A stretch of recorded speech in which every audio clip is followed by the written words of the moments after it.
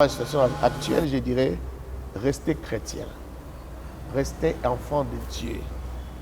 Les temps que vous passiez à l'église pour la prière, passez ces temps-là à la maison. Priez, restez en contact avec Dieu. Beaucoup de gens ont coupé, en fait, n'ont plus de temps de prière avec Dieu. N'ont plus de temps où ils sont à genoux devant Dieu en train de parler, des temps où ils sont en train de pleurer devant Dieu, des temps où ils sont en train de louer, de danser devant Dieu. Tous ces temps ont disparu. Ça ne devrait pas disparaître. La communion fraternelle pouvait se briser un peu parce qu'on ne sait plus communier avec les frères et sœurs, mais on devrait avoir toujours le temps avec Dieu. Très peu de gens savent prier, savent passer du temps, des moments bénis avec le Seigneur, sans les cultes, sans l'Église. Donc, il y a beaucoup de naufrages dans la foi pendant ces temps. Et à la reprise des cultes, nous allons nous en rendre compte. Donc, nous ne travaillons pas forcément pour nos fidèles de chaque jour. Parce que ces fidèles-là de chaque jour, ils ne sont pas capables d'aller nous suivre dans les réseaux sociaux. En fait, les gens se trompent beaucoup. Les gens pensent que c'est en donnant des choses sucrées, succulentes aux gens qu'ils vont venir nombreux, qu'ils vont vous aimer. C'est faux. Ça n'a jamais été vrai. Ça n'a jamais été vrai. Donnez-leur la parole. Donnez-leur les herbes amères. Ils vont vous aimer. Si leurs vies sont transformées, s'ils rencontrent Dieu, au travers de vos enseignements, ils vont vous aimer.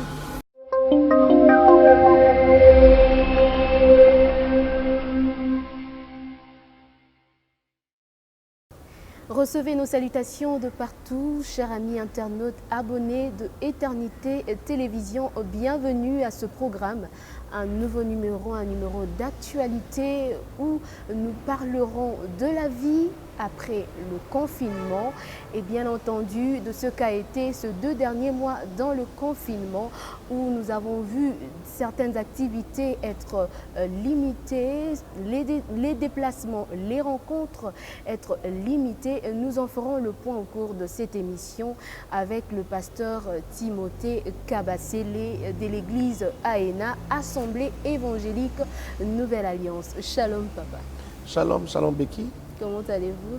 Par la grâce de Dieu, on tient, ça va.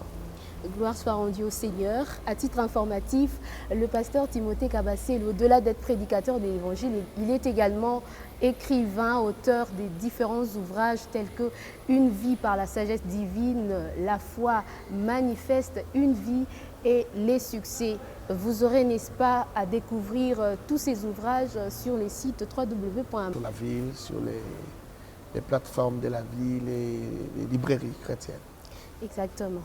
Voilà tout de suite la première question. Pouvez-vous nous faire un aperçu sur ce qu'a été ces 2 derniers mois dans le confinement où les enfants des dieux étaient obligés de rester à la maison, rien qu'une toux, un rhume a créé, n'est-ce pas, une distance entre les hommes? Oui, oui, quelque chose d'inédit. Depuis, en fait, dans notre génération, on n'a jamais vécu ça. C'est la première fois. Dans les années 20, et ce n'était pas en Afrique, c'était en Europe et ailleurs. Dans les années 20, il y a eu je crois en 1929, il y a eu donc il y a pratiquement un siècle, il y a eu la pandémie de la peste et tout le reste. Mais depuis que nous on existe, depuis que nous on est nés, jamais on a vécu une chose pareille. Et ce n'est pas encore fini. Cette maladie ne partira pas avant une année. Nous sommes là-dedans. Ça a perturbé tous les programmes. Les agendas ont été revus. Et même là, il est presque difficile de planifier quoi que ce soit. On ne sait pas quand est-ce que les avions vont reprendre, les vols, et ainsi de suite. Donc tout a été chamboulé, perturbé, et ça a perturbé nos habitudes par rapport à la vie chrétienne, par rapport à l'Église. Et très peu de gens savent prier, savent passer du temps, des moments bénis avec le Seigneur, sans les cultes, sans l'Église. Donc il y a beaucoup de naufrages dans la foi pendant ces temps. Et à la reprise des cultes, nous allons nous en rendre compte. Et avez-vous pu relever quelques causes pendant ces 2 derniers mois? Les causes de quoi? Les causes de cette pandémie, bien évidemment, s'il faudrait creuser dans la parole de Dieu. Oh, je ne suis pas tellement superstitieux, je ne suis pas... J'entends des gens dire c'est le diable, d'autres disent c'est Dieu. Mais moi je crois que tout c'est Dieu. Même quand c'est le diable, c'est toujours Dieu. Ça veut dire quoi? Ça veut dire que le diable a été créé par Dieu et parfois le diable est chargé d'accomplir les sales besognes de Dieu. C'est-à-dire quand Dieu veut savoir si Job, son cœur est vraiment à lui, quand le diable par exemple dit non, non, non, Job ne t'aime pas, Job n'est pas prêt, n'est pas ce que tu penses, il te sert parce que tu l'as béni, Dieu lui dit bon, va toucher à sa santé, ainsi de suite. Et d'ailleurs c'est Job lui-même qui dit que le bien et le mal viennent de Dieu. Donc pour moi, je pense que ça a été un moment important pour évaluer notre foi, notre vie chrétienne, l'épanouissement de notre foi, évaluer cela. Ça a été un moment important et c'est un moment important pour Dieu, un moment important pour l'Évangile. Dieu va beaucoup gagner de cette pandémie. Et puisque vous parlez de l'évaluation, est-ce que vous pouvez vous dire que le travail que vous avez eu à accomplir pendant tout ce temps en prêchant l'Évangile, est-ce qu'exactement les fidèles, tout en restant à la maison, ont pu manifester leur foi en Christ? C'est difficile. C'est difficile pour nous dans notre contexte, par rapport à notre pays. C'est difficile parce que le pouvoir d'achat est très faible. Nous avons des fidèles qui ont un pouvoir d'achat très faible. Donc, même quand nous faisons des lives, ce ne sont pas nos fidèles qui suivent. Ce sont les fidèles d'ailleurs qui nous suivent. Ce sont ceux qui sont en Europe, en Amérique, dans les Antilles, qui nous suivent. Et est-ce que nous sommes connus dans ces endroits-là? Pas beaucoup, très peu de gens nous suivent. Et ceux qui nous suivent là, nous n'avons pas de relation personnelle, interpersonnelle avec eux. Ils suivent, ils bénéficient de ce que nous prêchons. Et nous ne nous décourageons pas, nous prêchons quand même parce que bon, comme ça reste dans les réseaux sociaux, quelqu'un peut le suivre même une année après, il peut le suivre un mois après, il peut le suivre une semaine après. Le jour qu'il aura les mégas ou les Wi-Fi pour suivre, il va suivre. Mais lorsque nous faisons des lives, très peu de gens nous suivent en direct. Donc nous ne travaillons pas forcément pour nos fidèles de chaque jour. Parce que ces fidèles-là de chaque jour, ils ne sont pas capables d'aller nous suivre dans les réseaux sociaux. Y a-t-il de leçons positives que vous avez pu relever pendant tout ce temps en tant que prédicateur dans le corps du Christ, mais également des points négatifs que vous aimeriez à la longue corriger? Exactement. C'est-à-dire que cette pandémie de Covid-19, avec le confinement et toutes les mesures qui vont avec, nous ont appris à évaluer le travail que nous avons fait. Les niveaux de fidèles que vous avez, dans leur manière de continuer à donner les offrandes, par exemple. Dans leur manière, les offrandes même, n'en parlons pas. Parce que là, il n'y a presque rien. Les gens, ils sont à la maison, donc ils ne donnent presque pas des offrandes. Mais les dîmes, par exemple, on peut évaluer les niveaux des fidèles que nous avons. Quel est le travail que nous avions fait? Quel est leur niveau de foi? À quel niveau, jusqu'à quel niveau ils sont convaincus de la parole qu'ils ont reçue? La parole qu'ils appliquaient même lorsque nous étions ensemble. Jusqu'à quel niveau? Parce que moi, je ne vais pas les suivre à la maison. Je ne sais pas s'il y a des pasteurs qui suivent les fidèles à la maison pendant ces temps de confinement. Déjà que ce n'est pas tellement conseillé avec la pandémie et tout ça. Alors, est-ce que... Bon, même s'il faut faire des suivis, peut-être pour aller prier pour les malades et ainsi de suite, mais je ne vois pas des pasteurs aller suivre les dîmes. Est-ce qu'il faudrait penser à certaines réformes? Des réformes comme telles, non. Mais dans la manière de travailler, il faudrait être plus efficace. Il faudrait frapper plus fort. C'est-à-dire être sûr que lorsqu'on prêche la parole, ça entre et ça frappe là où ça doit frapper, ça visse là où ça doit visser, ça coupe là où ça doit couper, ça incise là où ça doit inciser. Être sûr de l'efficacité du travail qu'on fait. Et ça, c'est un travail qu'on doit faire dans la prière avec Dieu. C'est un travail qu'il faut préparer avec Dieu et être sûr que lorsqu'on frappe, lorsqu'on travaille, les fidèles sont réellement transformés. Là maintenant, ça nous permet d'évaluer. D'une part, cela n'est pas dû au fait que les prédicateurs prêchaient ce que le fidèle attendait d'eux.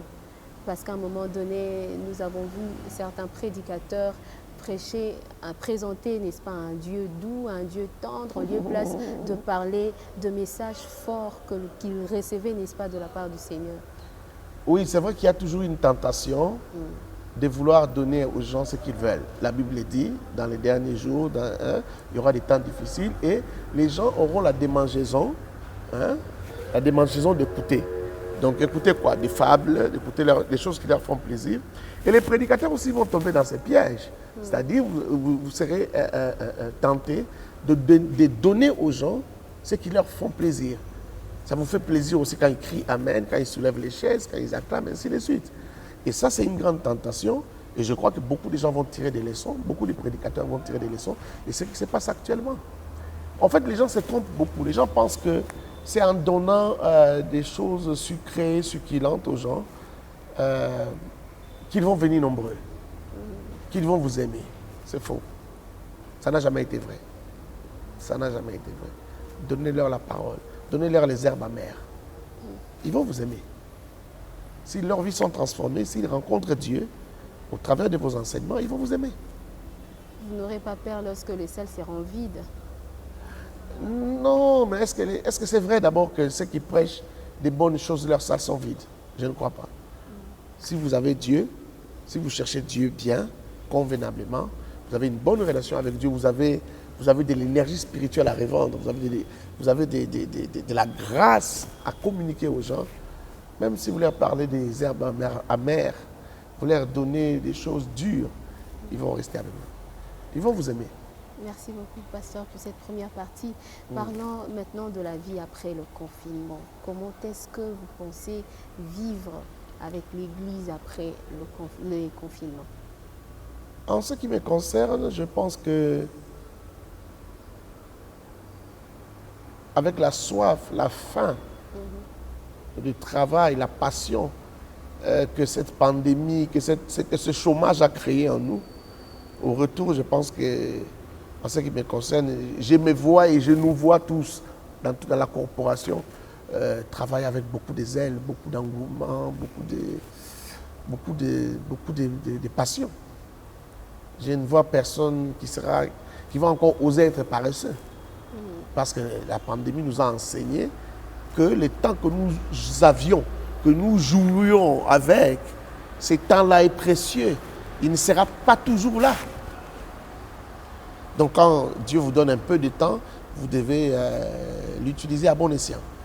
Voilà la leçon que je tire de tout ça. Y a-t-il de stratégies que vous avez mises sur pied pour pouvoir, n'est-ce pas, relever ces défis? Frapper à temps et à contre-temps. Quand on revient là, on va commencer à frapper à temps et à contre-temps. À l'église, dehors, partout. Être un peu plus présent. Profiter du temps. C'est-à-dire les travaux qu'on pouvait faire en 10 ans, les faire en 3 ans. Là, on revient à la case de départ avec la vie des apôtres. Pourquoi pas? Pourquoi pas? Ils étaient conscients de ce genre de choses parce qu'ils ont vécu des confinements de toutes sortes à cause de la persécution. Ils donnaient beaucoup de la valeur au temps. C'est ce qui nous arrive aussi et donc c'est le moment de tirer des leçons et de travailler sérieusement. Travailler comme si demain vous ne serez pas vivant. Mais toujours tout en tenant compte du fait que le corps, il faut parfois les reposer. Ouais. D'une part, vous ne voyez pas que la modernité, si on peut le dire ainsi, a, n'est-ce pas, mis de côté les règles et les bases que les apôtres nous ont laissées. Parce que lorsque nous lisons les Écritures, nous voyons comment est-ce que les apôtres pouvaient descendre dans les rues, faire des voyages missionnaires et tant d'autres pour pouvoir apporter l'Évangile. Mais aujourd'hui, les pasteurs sont restés dans les églises et ont négligé, n'est-ce pas, ce côté de l'évangélisation. Non, je ne pense pas. Déjà qu'il faut dire que autre temps, autre mœurs. Mais tout ça, ça se fait. Il y a des évangélistes, des pasteurs qui descendent sur la rue. Ça ne s'est jamais arrêté. Ça continue. Ici, chez nous, ça continue. Et même en Europe, ça continue. J'ai vu des gens sur la rue en train de prêcher. Ça continue, ça n'a pas changé. On voit souvent ceux-là qui sont dans les bus, on se moque d'eux. Qui se moque d'eux? Sous prétexte qu'ils sont des quémandeurs. Qui se moque d'eux? Parce que même dans les temps anciens, on se moquait toujours. Même au temps des apôtres, on se moquait toujours des gens qui criaient sur la route.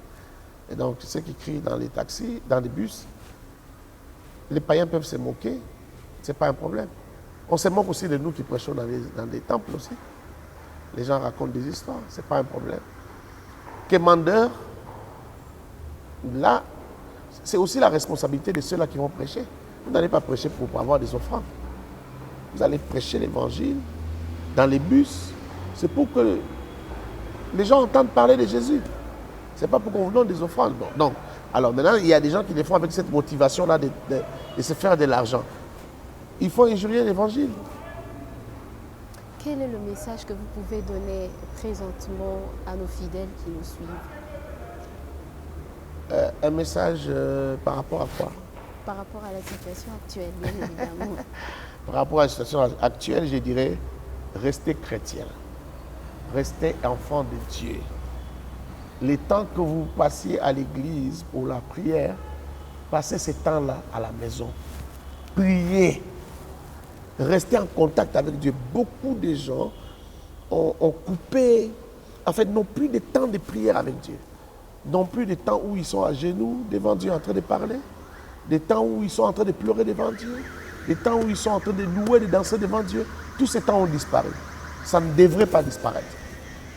La communion fraternelle pouvait se briser un peu parce qu'on ne sait plus communier avec les frères et sœurs, mais on devrait avoir toujours le temps avec Dieu. Donc si je dois leur passer un message, je leur dirais, trouvez-vous du temps avec Dieu. Cela n'est pas dû à la peur parce qu'à un moment donné, nous sommes face à des informations à longueur de la journée. On ne sait plus passer du temps avec Dieu. On prête souvent l'oreille à des informations du Covid et on ne sait plus avoir du temps. Non, je pense que ça, ce sont des prétextes et on peut toujours avoir beaucoup de prétextes. Vous savez, quand on ne veut pas prier, on aura toujours des prétextes. On trouvera toujours des raisons à se donner de voir soi-même. On va se dire soi-même, ah, même Dieu lui-même voit que je n'ai pas le temps. Je devais faire ça, je devais faire ci, je devais faire des appels, je devais faire ça. Ce sont des prétextes. Mais quand on veut prendre du temps avec Dieu, on n'a pas de prétextes. Là, par exemple, il y a beaucoup de gens qui sont devant la télévision pour suivre le procès. Le procès qui passe en direct à la télé. Mais nous avons une mission, nous tournons notre mission. On pouvait aussi trouver des prétextes pour dire non, je dois suivre toutes les réponses, tout ce qui s'est dit là-bas et tout ça. Non, quand on veut prier, on met de côté tous les prétextes. On ferme tout, on ferme son téléphone, on ferme tout. Et on reste avec Dieu, on reste pendant 2 heures, 3 heures. C'est possible. On n'a pas besoin de se trouver des prétextes pour ne pas prier. Il y a aussi un aspect qu'on ne devrait pas négliger. C'est vrai qu'on doit prier. Comment devons-nous prier exactement? Parce que nous sommes face à une autre circonstance. On ne doit pas prier comme d'habitude. On est face à des angoisses, des inquiétudes, la peur d'être contaminé. Non, on prie comme d'habitude. On prie comme d'habitude. On peut même ne pas faire allusion à Covid-19. On peut passer 2 heures, 3 heures seulement en train d'adorer Dieu. Pourquoi pas? On prie comme d'habitude. On prie comme d'habitude. Les situations difficiles, des problèmes et tout le reste, on en a toujours. On en a toujours eu, on a toujours été confronté à des difficultés. La différence ici, c'est qu'ici, c'est la maladie, c'est Covid-19. Mais on a toujours eu des problèmes, toutes sortes de problèmes. Et des maladies aussi. Donc, non, rien n'a changé. Il faut prendre du temps dans la prière. Faire ce que Matthieu 6 dit, entre dans ta chambre, enferme-toi et prie. Parle à ton Dieu. Quel est votre mot de réconfort que vous pouvez adresser à toutes ces personnes qui ont été contaminées, qui étaient malades, souffrant? Non, je dois leur dire que le Covid, c'est comme toute autre maladie. Si je vais même simplifier les choses, je dirais que Covid, c'est juste une simple grippe. La seule différence, c'est que cette grippe elle est accompagnée des problèmes respiratoires. Toute grippe est due à un virus. Ça aussi, c'est un virus. C'est une grippe. La seule différence, c'est que cette grippe ici peut être accompagnée des problèmes respiratoires quand on n'a pas soigné à temps et quand on n'a pas réussi à prendre le dessus sur cela. Vous allez dans les problèmes respiratoires et ce sont ces problèmes respiratoires-là qui amènent à la mort. Mais écoutez, c'est une mortalité de 2 à 3%. Ça veut dire par rapport au nombre de contaminés, ceux qui meurent, c'est 2% ou 3% du nombre contaminé. Donc ça veut dire que c'est pas le taux de mortalité est faible. Si vous comparez à la malaria, vous comparez à la typhoïde ici chez nous, le taux de mortalité est faible, donc il ne faut pas avoir peur. Il ne faut pas avoir peur. Et aux chrétiens, je leur dirais, aux croyants, je leur dirais, croyez en votre Dieu. C'est une maladie que vous pouvez vaincre comme toute autre maladie. Vous avez vaincu les cancers avec la prière, vous avez vaincu je ne sais pas quelle maladie avec la prière. Cette maladie aussi, vous pourrez la vaincre avec la prière. Merci beaucoup, pasteur. Merci, Becky. Je crois que ce message vous a atteint, fidèles internautes, chers amis abonnés. Merci à vous d'être connectés à votre chaîne. Question d'avoir suffisamment d'informations. Nous vous fixons rendez-vous prochainement et bien sûr pour un nouveau numéro et une nouvelle figure. D'ici là, portez-vous bien, que le Seigneur vous bénisse.